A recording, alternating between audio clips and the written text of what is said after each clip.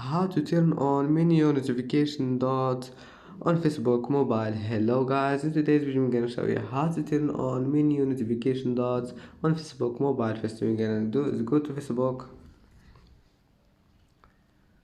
and now click this three lines here and then go down until you find settings and privacy. Click on it and then click settings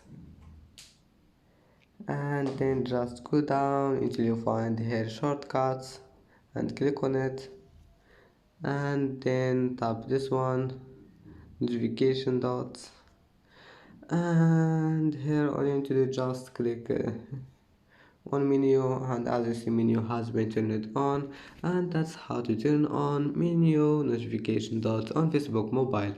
If you like this video, don't forget like and subscribe, and see you in the next video.